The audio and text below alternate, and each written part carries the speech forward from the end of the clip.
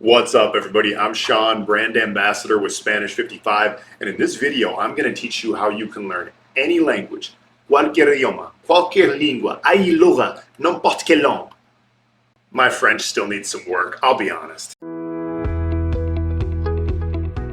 Any language within 1 year and reach a very high level of fluency within 1 year. Now, quick background on me, I grew up only speaking English, then in my 20s I learned 4 foreign languages. So it started with Arabic, then Spanish, then Portuguese, and then French. And like I said, my French, still needs a little bit of work, but it's pretty fluent when it needs to be, okay? And you can say that I basically learned all of these languages individually and became pretty fluent within 1 year. And in this video, I'm going to teach you how you can do the same with any language. So I'm going to give you 5 tips, and you can really think of them more as like steps, right? 5 consejos, 5 tips, 5 pasos. Anyway, 5, they're almost steps because they almost kind of go in order, okay? 5 tips, 5 steps that you need to follow to learn any language within 1 year.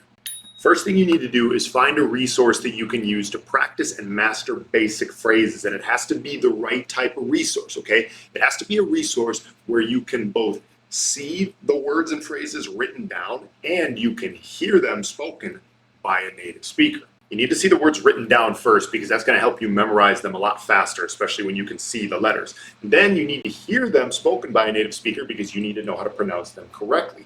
Once you hear the way a native speaker pronounces it, then you start copying. Ojos, oídos, boca.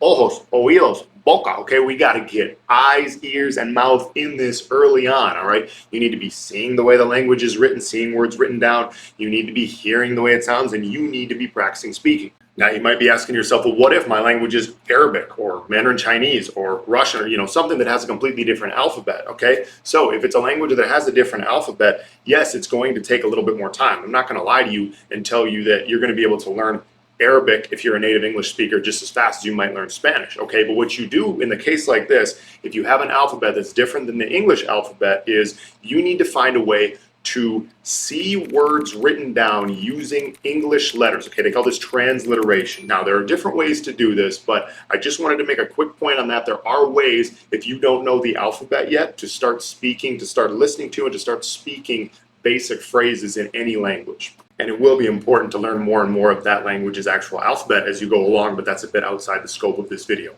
Second tip, or the second step, is to pronounce all new words, letters, sounds very, very slowly, okay? This is like if you're learning a sport, right? Like if you're learning to play baseball, you're not just gonna go out there and start ripping 100-mile-an-hour swings, okay? You need to first learn the basics, and you do that slowly. When it comes to a language, you need to learn how to move your mouth, your tongue, your lips, your throat, all in the proper way, very slowly at first, okay? Because every new language is going to have different movements, different patterns you need to get used to, okay?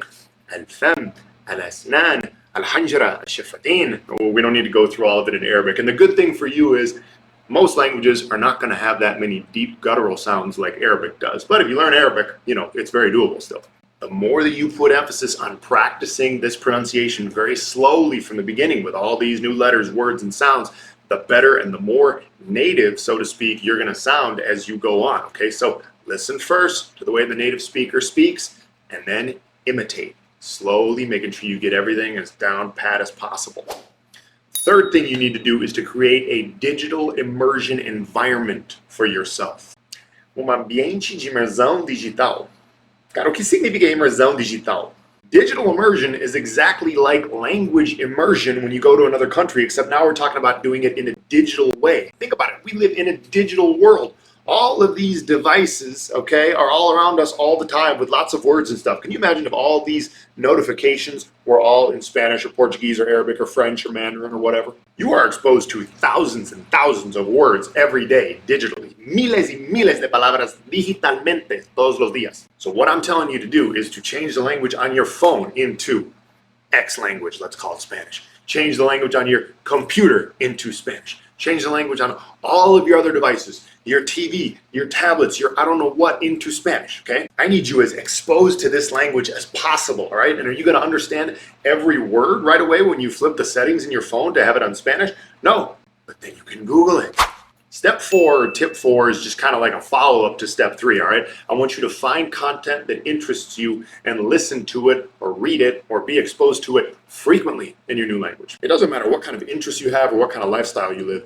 Think of all of the information and words that are going into your head throughout each day at radio. Maybe you listen to Spotify, podcasts. Maybe you listen to television. Maybe you're old school, you listen to the news. I don't know. Maybe you listen to music. Whatever it is, you're probably listening to things a lot throughout the day or reading things a lot throughout the day on the internet, whatever. And whatever kind of information that you're always exposed to and listening to or reading throughout the day, I bet that you could find it in your target language, okay? Unless your target language is some tribal language that only 500 people in the whole world speak, trust me, you can find it. Let's just say your language was Arabic, for example. I could find you 100 podcasts in Arabic, definitely 10 about the topic you're interested in. I could find you 100 TV shows in Arabic, definitely 10 about the topic you're interested in. I could find you 100,000 songs in Arabic. Okay, you get the point. I could find you the content you're looking for in the language you're learning. Now, depending on how far along you are in this journey, you're not going to be able to understand everything. This is why this is not the first step or tip that I gave, okay? But if you've done what I said in the first couple steps, if you've mastered the basic phrases, if you understand now how a native speaker says basic words and phrases, if you've added a little bit of vocabulary, then you will be able to gradually start understanding more and more, okay? And part of it is just training your ear, okay? It's still valuable to listen to a language even if you're not understanding the majority of what they're saying early on. It's still valuable to just train your ear to pick up on more and more things and get used to the way it sounds. And the more and more words and phrases you study, of course, the more and more that you'll be able to pick up on. Now, as far as subtitles and things like that, yes, subtitles can be useful. It's a whole other long topic about when and when not to use subtitles and how to use them. But there's nothing wrong with using subtitles if you're watching something and don't understand that much, especially at the beginning. So use subtitles to your advantage as well, but just keep listening. Just expose yourself to the language more and more as often as you can. And the 5th tip or step, and probably the most important one, is to keep speaking every day. Keep speaking every day, even if it's only 10 minutes or so, even if you're by yourself. Obviously, it's better if you can practice with a partner or with a native speaker. The best way to practice is to get a one-on-one tutoring session with a native speaker. Spanish55, if you're learning Spanish. The biggest mistake I see people making when they're not learning a language or not getting as fluent in a language as they hoped is that they're simply not speaking that often. Okay, you're not going to be able to, study some written words without practicing speaking, for 10, 20 minutes a day and then go to one, language exchange once every 2 or 3 weeks in the language and maybe listen to a couple songs, but like not really speak or not at least sing along, which by the way is super fun. You're not going to be able to do this and get fluent in a language. Okay, you need to speak.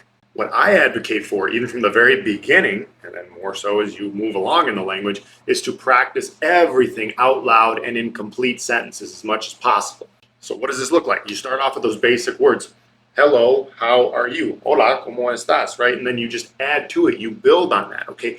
Every time you learn a new word or phrase, you're ideally seeing the way it is written down, like I said at the beginning, listening. There's a button that you can click on that website that shows you how a native speaker says said word or phrase, and then you're practicing speaking.